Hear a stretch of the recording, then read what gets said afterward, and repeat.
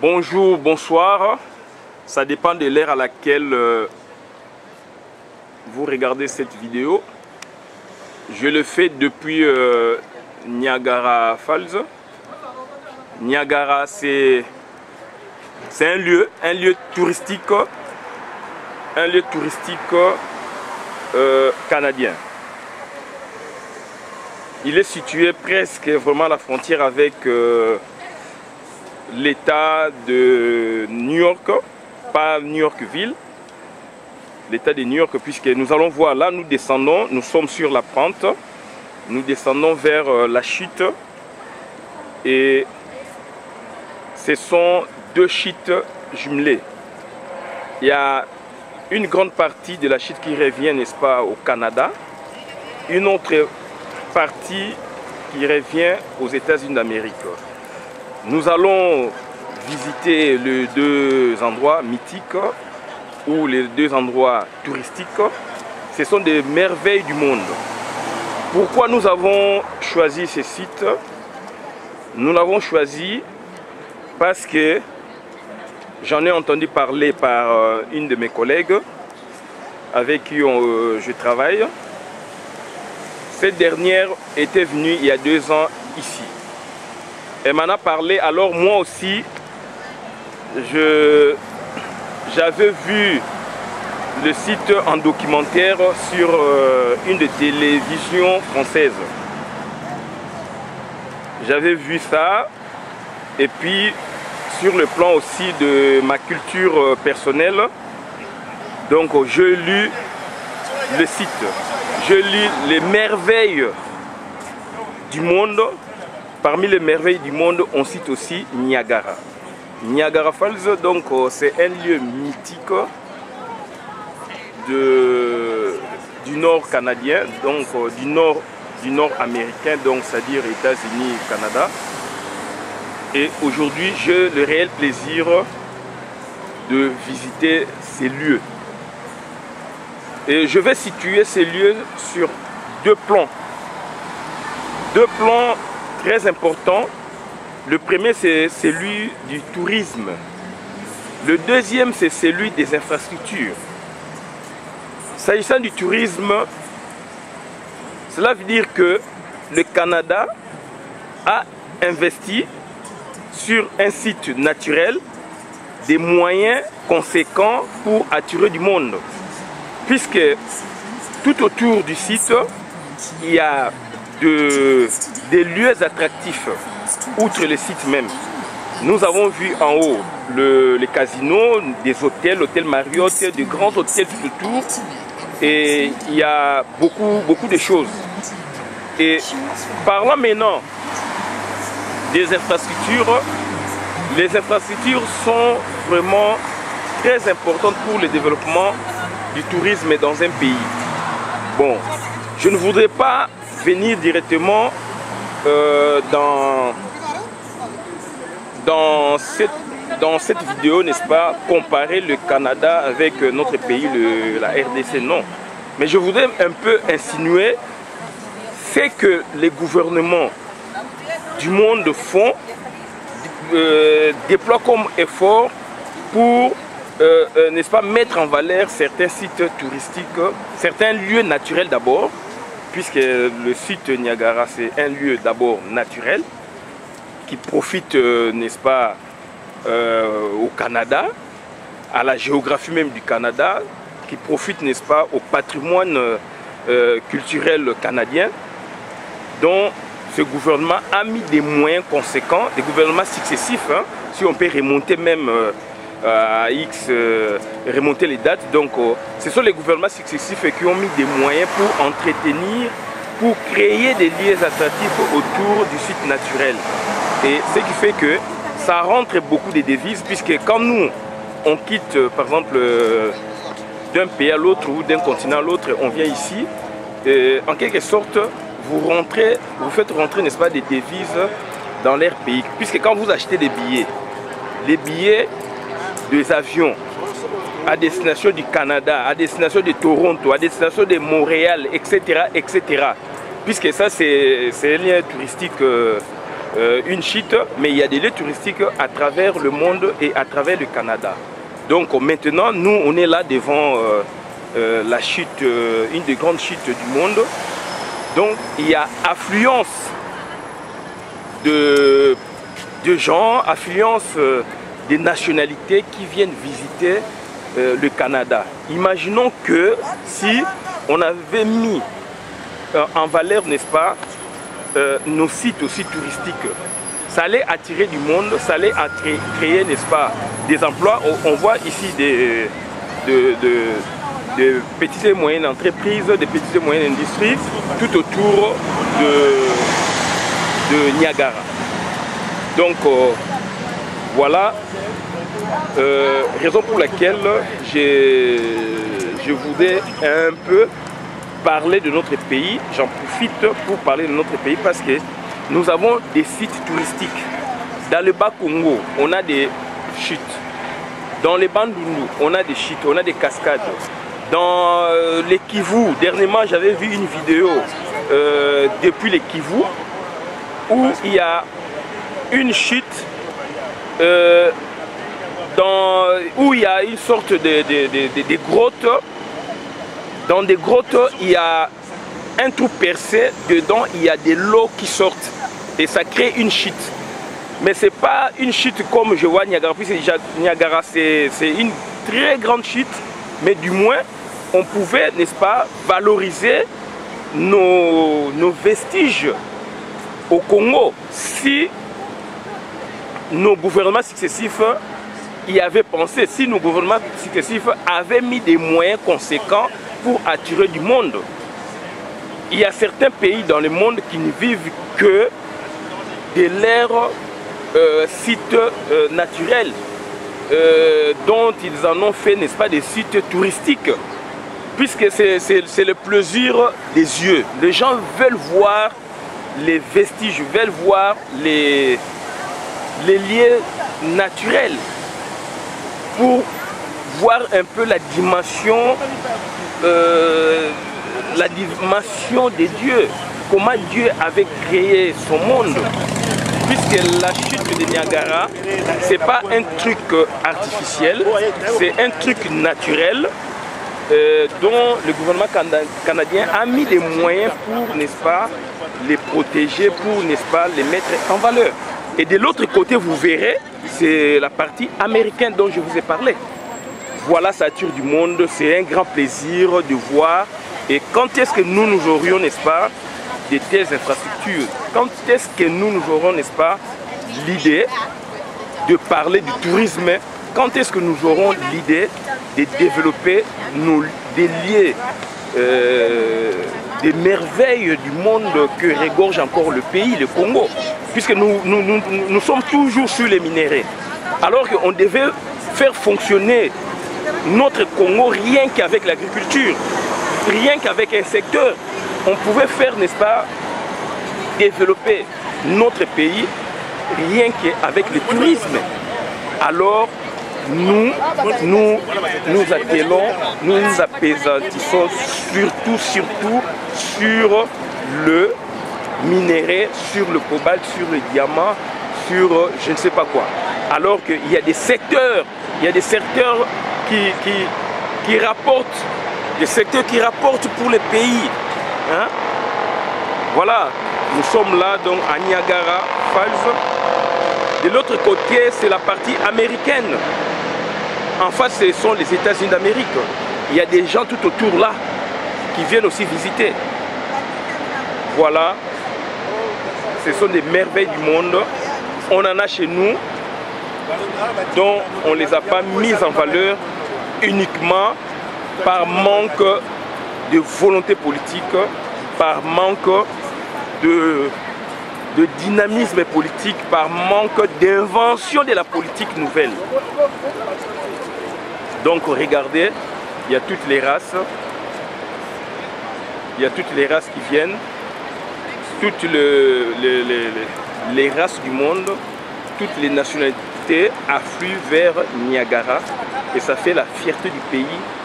Et ça dénote, n'est-ce pas, de l'amour du pays Et voilà, c'est un lieu touristique. Aujourd'hui, Christian Bolabiama est au Canada et il en profite, il met à profit, n'est-ce pas, ses séjours canadiens pour visiter Niagara Falls. Niagara que j'ai vu sur un documentaire, Niagara que j'ai vu dans un ouvrage géographique, et aujourd'hui je suis sur le lieu divin, je peux dire, si je m'emploie, n'est-ce pas, au niveau vraiment divin. Donc je dirais Niagara, c'est pour le Canada, mais Niagara, ce sont des vestiges, ce sont des réalisations divines telles que la grotte de Mandangungu, telles que beaucoup d'histoires que le Congo regorge sur le plan culturel. Et aujourd'hui, c'est malheureux, le Congo ne s'attarde que sur l'aspect politicienne, pour, n'est-ce pas, tenter, espérer maintenir un monsieur qui ne veut pas quitter les pouvoirs, et toute la communauté internationale s'y attelle avec confusion, soit pour le maintenir, soit pour le dégager de là-bas, puisqu'il a fait autant de mandats. Arrivé à terme, alors il ne veut pas quitter le pouvoir. C'est malheureux, on investit beaucoup sur le secteur droit constitutionnel, alors qu'on devait investir sur beaucoup de secteurs, donc principalement par exemple le tourisme. Le Japon n'a pas de richesse minière, mais le Japon est développé que grâce à la poste. La poste, ce sont des services. Et le Japon aujourd'hui est compté parmi les pays les plus développés du monde, grâce, n'est-ce pas, aux services.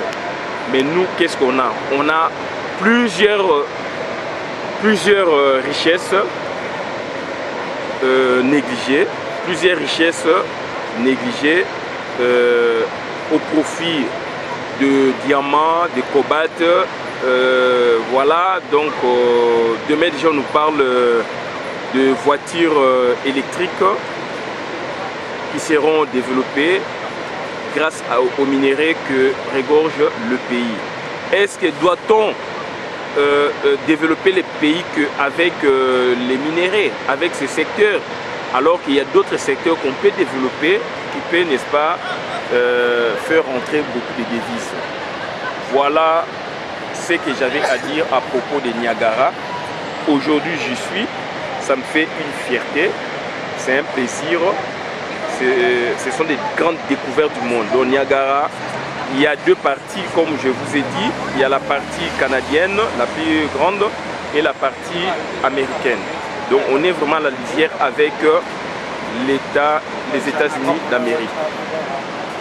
Donc bandeko na ngai ezali plaisir mingi ya kozala na place ya boye nakanaki yango te eye yango moko, e lelo yo nazali awa nazali na esengo makasi. Malheureusement tokoki kosala babiloko oyo ebele partout tokoki kosala biloko oyo partout na Congo, toza na biloko ebele, mais tozoba na biso moko. Donc au lieu de tout développer makambo ndenge ezali, non, toza kosala ba makambo oyo esengeli te, ezali pasi mingi, ezali mawa mingi bandeko na ngai. Donc voilà, ba vestige ya monde. Lelo bino bovandeli kaka droit constitutionnel, parler du pouvoir, structure de l'État, pouvoir du chef de l'État, etc. Et vous voyez que le pouvoir des chefs de l'État, structure de l'État, ce que vanité, mort et marché. Raison pour laquelle nous allons vivre dans désordre. Nous allons vivre dans désordre dans le niveau moko au boyebité. Les alliés passent ming, les alliés mawaming, bande konangai. Donc alors il y a beaucoup de secteurs où il y a développé. Il y a beaucoup de secteurs où il y a des secteurs où il y a développé. Et ça secteur massa c'est kobeta makututé. Et ça secteur on mbongo ko kota so bo développer. Kala ba touriste bazali ko ya mingi na parc de Virunga. Parc de Virunga le comme bateka yango likola pétrole. Mais on va s'en sortir comment? Donc alors que ce sont des lieux touristiques oyo esengeli batu ba exploiter ngo et ça va devise na kisangani ba chitu ezali na kisangani donc ba chitu wana ba ndeko na ngai et ko kokotsa ba mbongo mais toza ko mona ngo kaka ndengo wana puisque il y a pas une meilleure politique, il y a pas une bonne politique. Donc on a ça pour profiter pour la sabino ko tala bateau kuna na kata bateau, je pense même surtout ko matayango. Donc vraiment au côté na bateau boza ko tambola na kati kuna pona bomo na chitu wana pembeni. Pardon, je pense que mona yango so ki taye ko zala. Mais donc c'est merveilleux, c'est merveilleux. Na mona yango na documentaire. Lelo nazali en attendant na géographie. Lelo nazali awa. Natanga on ba beaucoup mususu na niveau moko personnel. Lelo nazali awa. Lelo na yeko mona na Canada. Mais pourquoi pas shit ya Kisangani na mona yango te mais nazali congolais. Je me dis congolais parce que il faut la évoquer. Comment vous devez demander aux gens d'être ensemble alors qu'on ne se connaît pas. Pour se connaître, il faut tout ça la route. Pour se connaître, il faut tout ça la banzela. Il faut tout lingana, il faut tout bomsa, tout sangana. Ko sangana ezali ko tonga mboka. Mais tout ça ko loba makamuna maloba et le ministre mutu so komi na poste ministériel pona yiba. Ayiba libumu na famille na etikala seko malamu mboka ekufi. Alors qu'on dirait que tika bango na kata mokili oyo ezali passe mingi bande ko na ngai hein donc toza ko ba makam oyo tozali ko lela mai na miso toza ko ba makam oyo tozali ezali ko sala biso passe makasi mais bande ko na ngande balobaka tozali na choix toko bunda tozali bande ko mais tant toza ko yoka na te toko bunda toko yoka na kaka mais bande ko na ngai esengeli toyeba valeur ya mboka esengeli toyeba et loko nini esengeli biso pe tozwa na mokili plaisir wana pe wana oyo lelo ba mboka ebele bazali kozwa oyo lelo ba mboka ebele bazali na yango bongo biso tokomona yango quand tokomona plaisir au quand na kanaki te donc bandeko na ngai ezali ngai ndeko na mino Christian Bola Biama membre pepe mokonzi pepe souverain. Donc nazali ko sala ngo nakati ya Niagara na pesi ba membre nyonso pepe mokonzi mbote bokasi bolingo boboto oyo ezali ba merveille du monde oyo ezali ba merveille du monde bandeko na ngai ba mbongo ezali kokota na mboka oyo ba mbongo ezali ozosoma na billet pona oya awa ezali mbongo sur sa devise au futi billet na ba avion nyonso ozosomba ezoya na Canada. Na Canada za na pourcentage oye awa parking to futi parking mbongo ezali kokota na compte ya ba service pe ezali awa oko mata bato kuna na kati pono tambola batamusa balakisa o pembeni oko futa mbongo tous ces ezali ba devise ezali kokota bato bazali kokota na année combien de millions de dollars ezali kokota bandeko na ngai mais tozali kokende wapi mboka na biso bozali kaka makama droit constitutionnel bolinga kaka makama politique pe vanda libela to tambola ndenge baninga bazali ko tambola bolingi te Congo oyo ezali siko comme neti libabe pona biso ba congolais bandeko na ngai ezali passe mingi tala mboka kitoko bana oyo babotami awa ba congolais comme étranger nzambe mutu atini bango bazala awa ba musu bazala na lifelo ou ezali ndenge nini tokolobake mutu so abotami ezali volonté ya nzambe mais lieu oyo pa botami sengeli peza pe lieu ya nzambe ezala ya pe biso tozali likolo Congo ezali likolo ya tonneau ya essence. Pourquoi tovandaki 32 ans ya pouvoir na Mobutu tozalaki calme bayele biso ba nyangala kata oyo batu oyo baye pona ba déranger biso et ba bima ba limité batika bokonzi ba limité bandeko nanga toujours tozo parler na droit constitutionnel. Ça fait 28 ans on ne parle que de la constitution, c'est du droit constitutionnel dont on a mis beaucoup de moyens de 1960 du 24 avril 90 jusqu'à nos jours. Les dépenses que le gouvernement successif ont fait, ça peut exceller dans le 200 millions de dollars, 300 millions de dollars, 450 millions de dollars, y compris les corruptions, puisque les officiers de l'ONU, de l'OIA, ils viennent pour chercher des solutions en vain, parce qu'ils sont corrompus. Donc il parle aussi de la corruption, dont en bénéficie, n'est-ce pas, la communauté internationale, puisque leurs artères sont corrompus. Donc le gouvernement sénégalais doivent les corrompre pour se maintenir au pouvoir. Pourquoi en est-il ainsi? Pourquoi? Ça fait depuis le 24 avril 98, 24 avril 90 et jusqu'à nos jours, le Congo ne vit plus dans une paix durable. Pourquoi? 32 ans de paix de Mobutu contre 28 ans de malheur, 28 ans de la quête de la paix, alors qu'on était sous la paix avec le parti État. Nous avons réclamé, n'est-ce pas, la démocratie, le multipartisme, et aujourd'hui, on ne comprend pas, est-ce que le multipartisme, c'est une vérité? Le multipartisme, c'est une source de conflit. Le multipartisme, c'est une voie vers le développement ou quoi? On ne comprend plus. On ne comprend plus. C'est malheureux, bande konangaï. Tala mokili ya baninga ndenge ezali ko se développer. Tala mboka baninga ndenge ezali ko se développer. Ya biso mawatro. Ya biso mawatro. Toujours droit constitutionnel, toujours droit constitutionnel. Et des théoriciens, des praticiens, il y a droit constitutionnel, babimi wane belé pour vous parler na makambu oyo ezali normalité. Mama Janombote. Lelo ozali na Niagara Falls, olobi nini? Expliquez biso. Impressionné eza nini?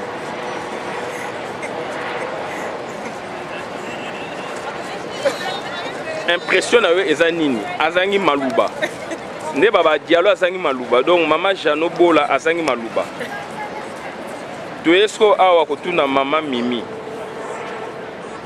Déjà nazo bonga mapona olakisa ke bato nyonso.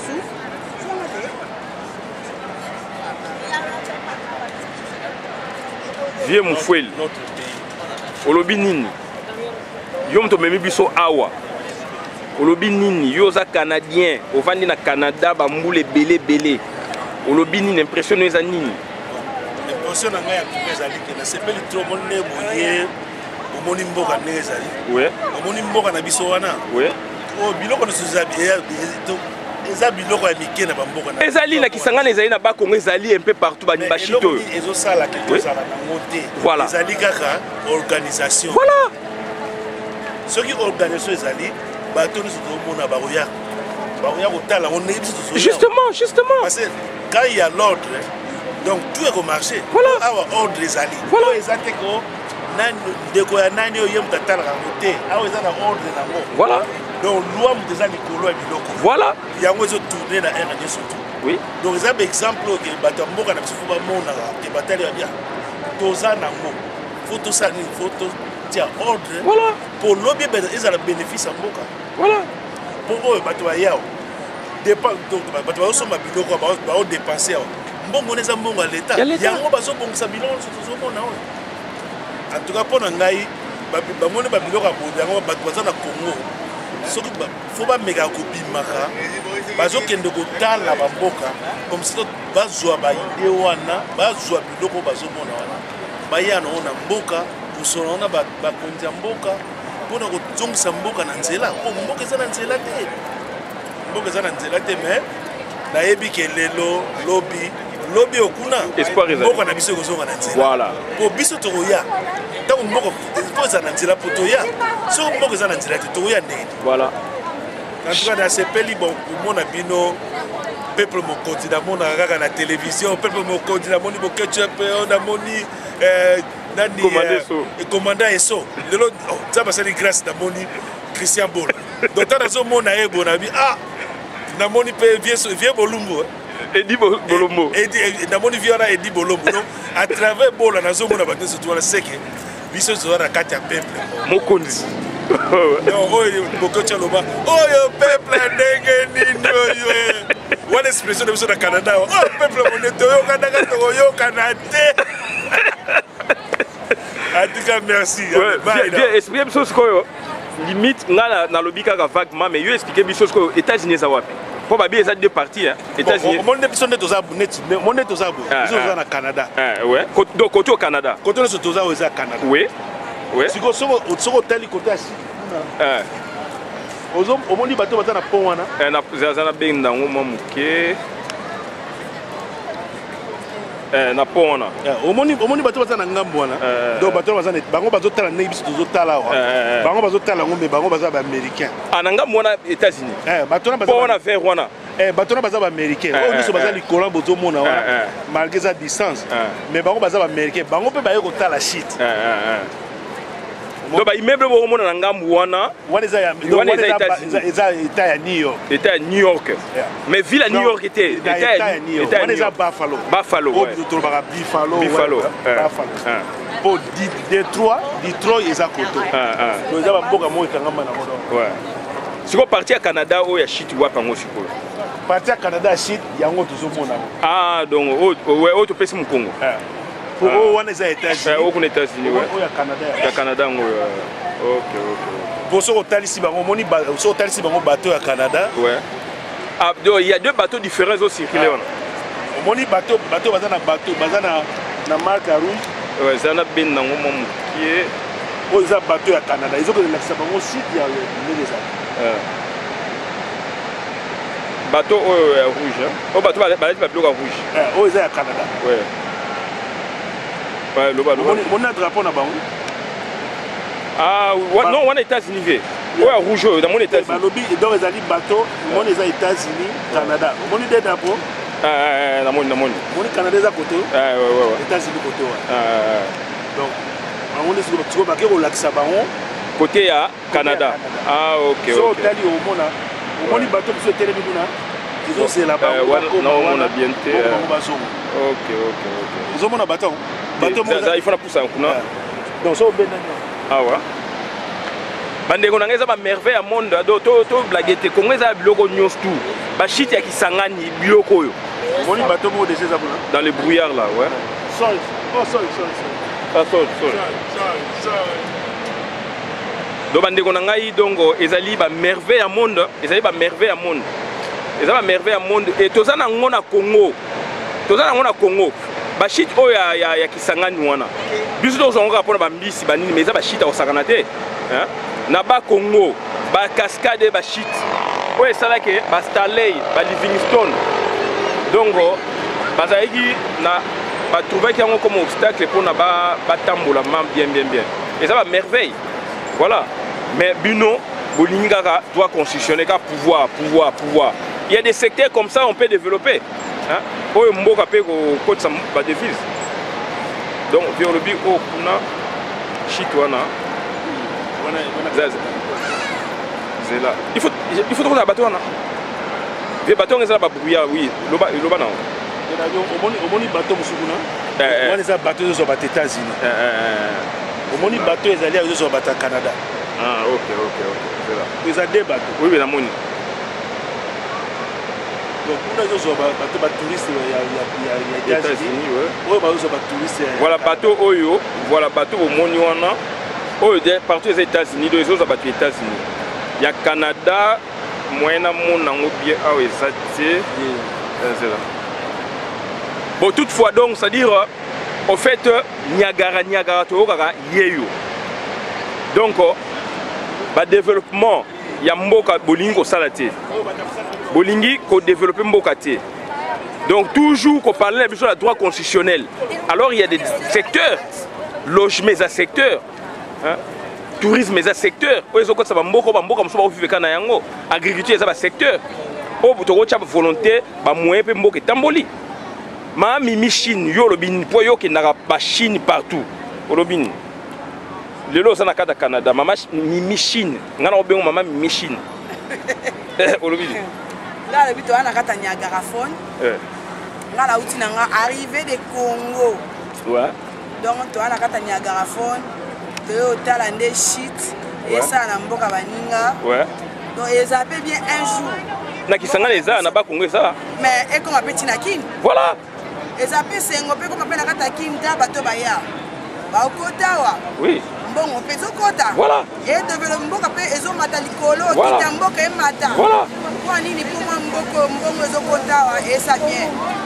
comprendre ya na kona solution mo te ke lelo ke biso to comme kini quoi pour biso ba kinoise voilà ya mboka na biso voilà comprendre au moins te ngona pe na tomboli mboka tina parti ya Canada voilà drapeau ya RDC Congo drapeau RDC Congo kwa ngana bengi maman Mimi Chine non bengi maman ya beta kana ki chinois deux fois te a beta kana ki chinois deux fois te a ça ba démonstration to moni a osala ba chinois yes bango oui ezande on ezande mboka baninga ya biso ne foto beta langi penda ko to ningisa nde langi wa biso moko tonde na posa Congo elonga le bana nsoko ke na mutuka olingo telema et puis voilà oyem sa chinois ni taisha so na tema na sa chinois ti chakati dona komi ok ça bien bon appétit fait na bokechu ouais ouais na si na rappela ki est-ce que ni to kuta bokechu peuple mokonzi faut bakisaka peuple mokonzi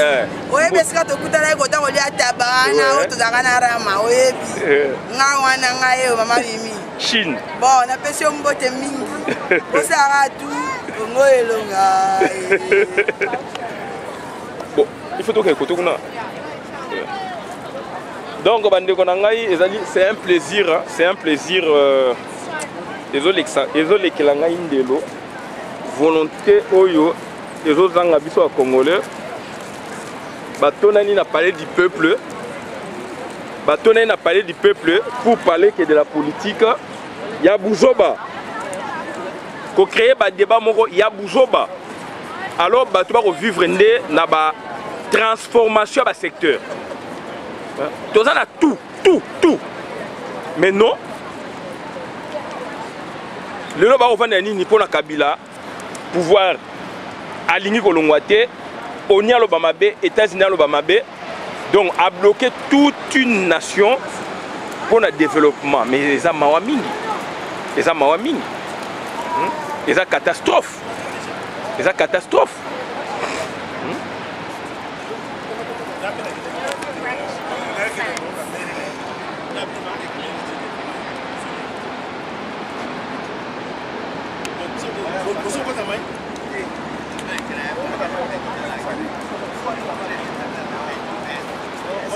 On va voir laquelle là si c'est bon.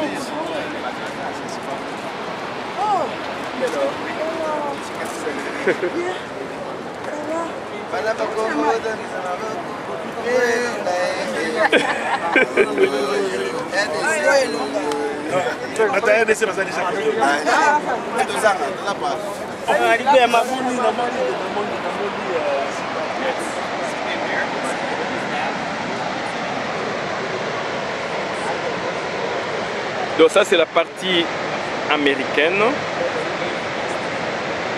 Ça c'est la partie américaine. De l'autre côté, c'est la partie canadienne. Et paraît-il c'est la plus grande. La plus grande. Donc voilà. Alors nous on a ça. Hein. On a de telles chutes pas comparables, mais on a nos chutes à nous. Chute de Kisangani, chute de... Dans le Bas-Congo, il y en a pas mal, dans l'Équateur, il y en a pas mal, dans le Kivu. Donc après, c'est dans toutes les régions du pays, on en a une. Mais sauf qu'elles ne sont pas développées. Elles ne sont pas développées puisqu'il n'y a pas une politique touristique appropriée pour attirer du monde. Puisque tout autour de ces sites, ils ont créé des infrastructures touristiques autrement appelées hôtels, casinos, boutiques, etc., etc. Maison de vente de ceci, maison de vente de cela, voilà. Donc c'est ça. Il faut, dans le Congo d'avenir, il faut développer ça. Nous allons vraiment, raison pour laquelle nous combattons pour qu'il y ait changement de mer, pour qu'on avance, qu'il y ait changement de mer, pour qu'on avance. Puisqu'on est beaucoup en retard. Retard, vous direz retard par rapport à quoi? Par rapport à nous-mêmes, par rapport à notre développement auto-centré, par rapport au développement qui répond, n'est-ce pas, à nos besoins. Voilà, il y a un déficit énorme quant à ce, et il faut y penser lors de l'avènement de la 4e République tant attendue. nous sommes de cette logique-là, nous sommes de cette vision-là pour que demain, nous ayons de belles choses que nous léguerons à nos enfants, à nos familles. Voilà. Donc, Bandeko Nangai, Ezali Pasimingi, Ezali Essengo, tout ça, pour nous développer, c'est rien. Les millions de dollars que chaque année on déverse pour le secteur, n'est-ce pas, on débourse, pardon, pour le secteur politique, si du moins on arrive à avoir un consensus autour du projet politique, autour de l'alternance ou l'alternative selon les cas, donc nous aurions tout ça avec trombe, nous aurons tout ça avec une vitesse dont on ne pourra jamais calculer. Donc c'est question de volonté politique, c'est question de la rencontre des cœurs et d'amour. Voilà. Donc moi ça me fait un plaisir aujourd'hui. Je suis congolais, devenu français. Aujourd'hui je parcours le monde.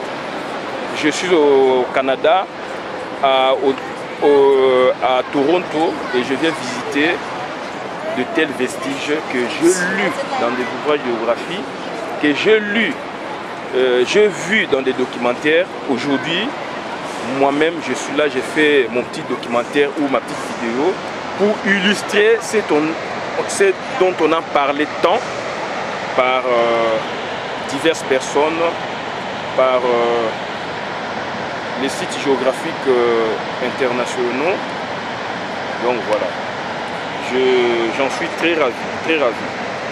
C'est beau, c'est beau. En face de nous, ce sont les États-Unis d'Amérique. Voilà.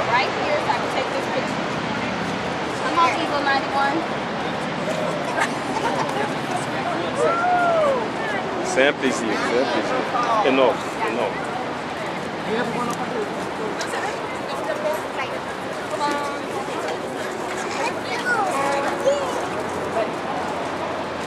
Voilà, il y a Hôtel Sheraton là à côté. Comme je vous ai dit, donc on écrit toujours à côté d'un truc naturel, on écrit des trucs artificiels. Voilà, ça c'est Hôtel Sheraton. Les hôtels, d'autres les attractifs pullulent dans les coins. Donc pour attirer du monde. J'ai vu Hôtel Marriott de l'autre côté. Donc c'est pour attirer du monde. Voilà.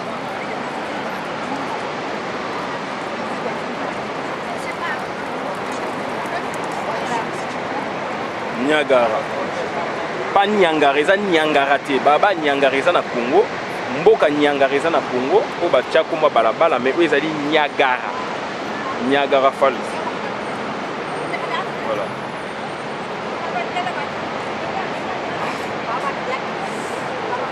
Donc là-bas, on voit le bateau. Voilà. On est là. Alors là. Pour la petite histoire, vous voyez le bateau là. Il y a deux bateaux. Il y a des bateaux qui se croisent. L'un c'est pour les États-Unis. Voilà. Et l'autre c'est pour le Canada. En face, la tour, la petite tour verte là. Avec une sorte de pont, ça c'est les États-Unis d'Amérique. C'est en face là, c'est l'État de New York, voilà. En dessous il y a le quai, une sorte de port et puis il y a les bateaux. Voilà. Voilà, il y a les bateaux qui vont maintenant de l'autre côté. De l'autre côté, c'est pour visiter le côté de la chute Niagara, côté canadien ou côté Canada. Bon là, en face, c'est le port, je peux dire, ou le beach touristique de Niagara, côté Canada. Voilà, c'est ça. Voilà. Le bateau vient d'accoster et que il y a les passagers qui sortent et d'autres vont rentrer. Ils sont là. Voilà. ça. Bon, nous aussi, on va essayer un peu d'entrer, de faire un peu le petit tour.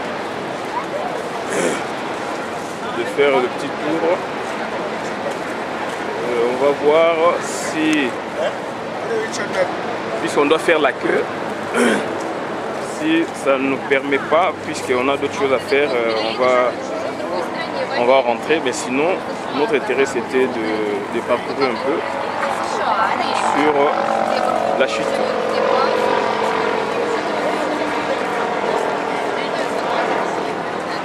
Enfin, la chute, c'est tout l'ensemble, puisqu'il y a la chute là-bas, il y a une sorte de petit lac, donc voilà, ça fait un tout.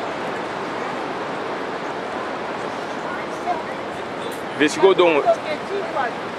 Oh, tu on est à que les amoulay. Ouais. Ah mais il y a au foot wana. Ayo banola na mulongo. Banola na mulongo ti o yana ki wana pokita na se wana. Dans le coin. est-ce que lingi bato kinika? Boza ngala sina koto. Que mais jano yo linga to ko da. Ngana besoin na mote. Oui oui. Ngai to que non so ko koto. A doit idée na ba siwa yo ba kia. So ya ko se na yo ti o bana nda ba kana. Voilà.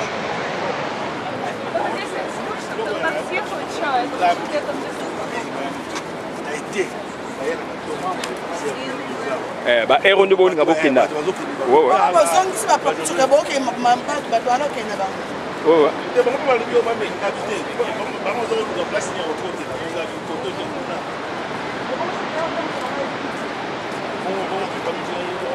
Ah, il y a pas de ça à côté d'un bateau. Il y a français, il n'y a pas évité. Oui, il y a une au Tanga.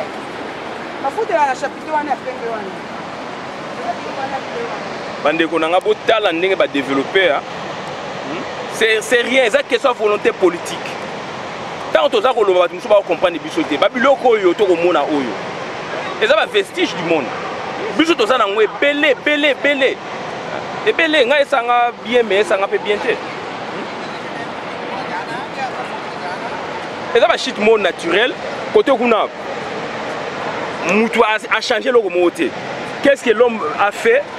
Il a construit un pont, une sorte de tour et puis il y a voilà, en face là on est maintenant donc en face donc de la chute Niagara. Chute américaine Niagara. Voilà, là maintenant il y a une sorte de pont. On a mon na TV. Voilà, il y a une sorte de pont donc en ferraille, etc. Bon, on a chute m'a pémé à 0 mètre. Voilà, c'est côté américain. Côté canadien, yangoyo. Ma bateau ça au Kenengam nangambo. Voilà.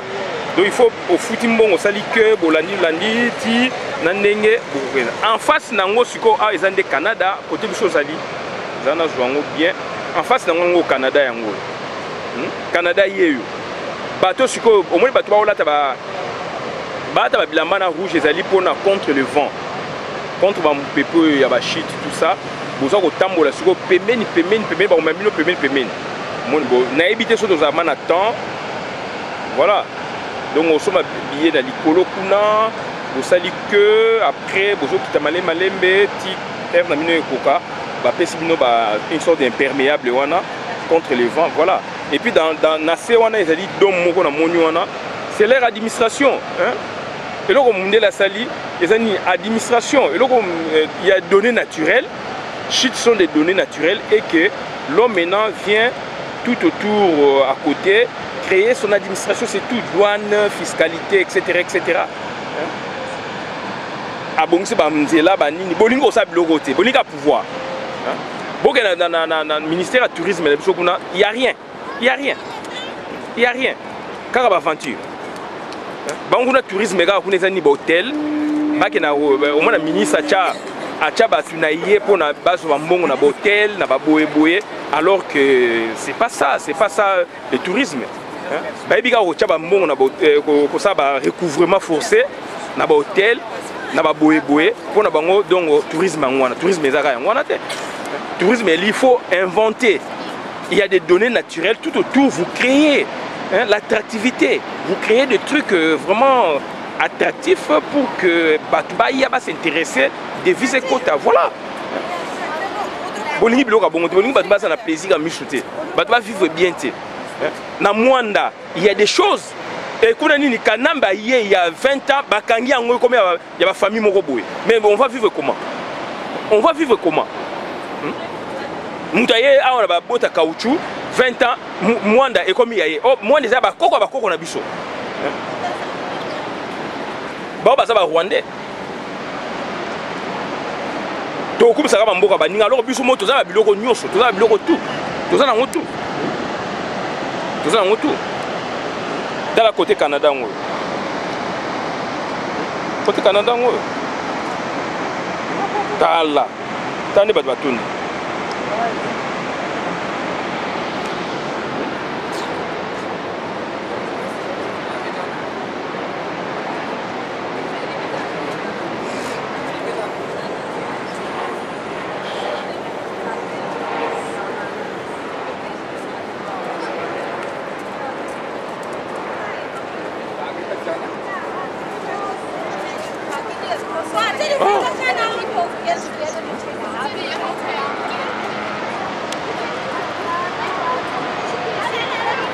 on crée en face on est États-Unis, en face on est États-Unis. Tout Wana, il y a vert Wana, il y a couleur verte on est États-Unis. Voilà, regardez le plaisir. Le plaisir. Il y a pas câble, bango na ba otambola. Ba futi mbongo na bango. Tala bisengo ezali na mamboko. C'est ça invention, on de mutunda asali yango yo. O mutu asali yango yo. Shit, mais ça invention en Zambé, et ça création naé. Voilà. Kanamba et on a désordre, Congo donc toko sur la kaka et comme à Masasi, tout sur la maramamboka pour tourisme, bas c'est la base à la l'aise non. Non. Oh.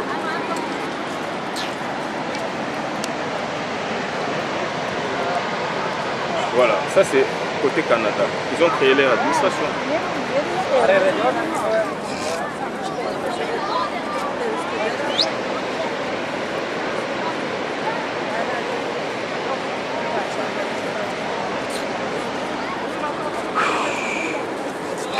Tala mokili ndenge bukanya. Tala mokili ndenge bukanya. Tango nano tambolité ko gangati. Donc il faut tambola. Tambola mokili mona makambo yango.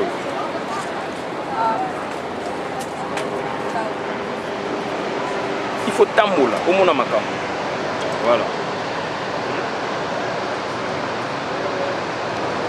Voilà, Batouana et Longwe. Et l'autre qui est de côté Canada.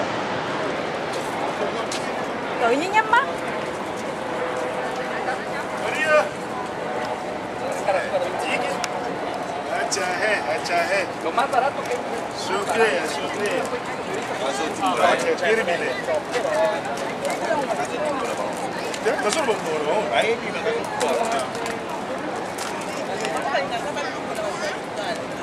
non, pour un mot, on a dit balade dans le difficile. Pour aller dans le sol,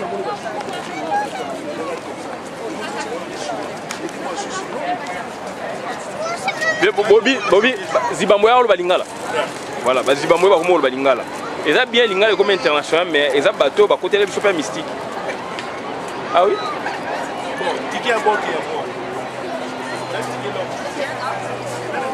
Jalo, est-ce qu'il faut tomate en gaga?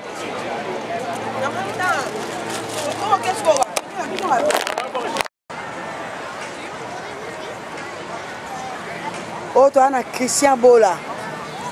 Il est mon Canada. Alors, papa Christian, tu as mon awa na diagraphone. Tu as mon tu es habité au sein de diagraphone parce que tu es bien en France. Oui, donc tu es vacances.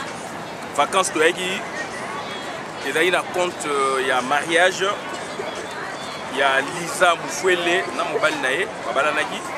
yango wana sikoyo ekomi moment ya kotambola mpe kovisite mboka yango oyo shit oyo namona yango na badocumentaire natanga yango na géographie naye kovivre yango lelo na ngambu kuna eza États-Unis d'Amérique yango moni il fallait tokota tofuta tike bamema biso na bateau mais ekosa biso tambola yi c'est pas grave po tomoni déjà c'est plaisir ya miso kitoko ezali shita munene partout ezali ya États-Unis kuna ezali Canada donc ezali boye donc na ngambu wana les États-Unis so okei boye okoti États-Unis d'Amérique bandeko na ngai babiloko tozala nango na Congo tozali nango na Congo shit on a bosani komo meyaka na Kisangani o tomonaka batia bapanie banasi ya bapanie baniragongo ezali balie touristique bashit kaka ya mai eza na Kisangani na ba Congo bashite rapide ezali na Équateur na Bandundu ezali na Kivu ezali Kasai ezali donc Nord Kivu Sud Kivu Kisangani etc. donc na 11 régions de batika biso na Mobutu ezali mais pourquoi toujours lingo développer ngote tolinga ko parler dans le secteur politique tu dis que le secteur politique so evani maso evani 28 ans ya souffrance à peuple congolais 28 ans bande ko nga ba privé biso na bino na privilège ba avantage moko essentiel simple ba privé biso pona cause politique bande ko nga ezali mawa mingi tika na longa ta linette ezali pasi tant to komona awa combien de nationalités bazali awa kuna bayoki zibambo azoloba lingala toboyite baza bato bayeki na mboka na biso mais eza pele biso badongolo biso shit wana eza mutu asali yango te po tokosela kaka mindele o boyebo te shit wana eza nzambe eza badonnées naturelles te shit ekangami badonnées naturelles et badonnées naturelles donc yalaka mboka moko bakaboli côté États-Unis côté bobo ça c'est le problème mais ce sont des données naturelles biso pe toza na yango ya makasi ya kitoko su koleka obakisio su ba parc ezali ba boyeboye ba virunga ba nini salonga etc. mais bolingi ko développer en côté il faut ko développer il faut ko créer ba attractivité ba hôtel za public ko tabaje awa ezali wana o ezaka na France eloko wana ezali o mona ngoti biso benga nguna mwambe la Kinshasa ezali de tout autour ya shito mundela tie ba hôtel atie ba magasin atie ba boyeboye ba mituke zo ko tambola banzela kitoko ba nini tout ça pour comme un résultat oyo devise là au quota bateau ils ont créé leur administration le problème c'est comme Mundela Sanini a créé service ça sont des services a créé bureau douane boyeboye administration ticket bateau etc. maïza ya nzambe shit ba mabanga eza ya nzambe oza nango na Congo bolingi ko développer ministre tourisme bino bolingi ko kanga kaka ba col hôtel botina ba facture ba recouvrement forcé etc. alors que il y a des choses il y a grotte na Mbanzangungu grotte ezali ya munene bosala nango nini est-ce que vous avez développé tout autour il y a grotte pour que ce milieu devienne attractif vous l'avez pas fait et je vous dis peuple congolais nous sommes là nous combattons regardez batuba tama na ba câble kuna ba otala mai shit boye elengi ya mokili ya ngoyo olingi sous elengi nini ya masasi Hippolyte Kanambe a privé biso na biloko oyo Mobutu a privé biso na biloko oyo Laurent Désiré Kabila pareillement 28 ans de souffrance pour comprendre pour s'en convaincre il faut sortir il faut voyager et vous comprendrez directement que on souffre ça fait 28 ans qu'on souffre on cherche la démocratie. On cherche non seulement la démocratie, mais le multipartisme. Pour que le multipartisme ait côté na mayango. Pourquoi nous on doit souffrir? Nous sommes un peuple riche, nous sommes un peuple donc béni de Dieu. Aujourd'hui, il y a Niagara, mais on a des shit, on a des grottes, on a des trucs, on a des parcs. Est-ce qu'on les a développés? Voilà un message dans Zaïna Ngwana. Tangu, au Tambolina Nouté, Kolobateke. Aux accords vivre bien sûr, mais il y a des plaisirs dans le monde. Oh, bah, ben, c'est la merveille du monde. Et nous, on en a aussi beaucoup chez nous. Dans ce cas, nous sommes bolingo boto, et c'est nous qui la carte d'abisso. Bah, maman peuple mon cause, n'a pas si bolingo, boto et zalandeng et tozalaka. Boke tu vois, maman Didi Asuta, maman Vivienne Bolombo, commandant Esso, vieille Edi Bolombo, Kouko Luozi. Donc Hippo Aïza, etc., Pichou et Betty Chomongo, Vierge Jaco Sahela batu nyonso oyo tozali kobuna ensemble bolingo boboto et na kati na biso na sengi ingeta. Merci Mama Chini mutaza ko filmer nga. Merci mingi. Merci beaucoup. Merci pour le reportage na biso alelo. To suki wana papa ipa lobi pona mboka na ya o déplorer pona mboka na ye. Alors à lobby na mutute mais azo déplorer parce qu'aza congolais. A kotika la congolais pe a kozala ka congolais parce que le van o aza nango eza na makila ba congolais. Alors merci beaucoup na Onyo surtout aza na souci pour la peuple congolais. Que Dieu vous bénisse. Pour na biso to suki ya.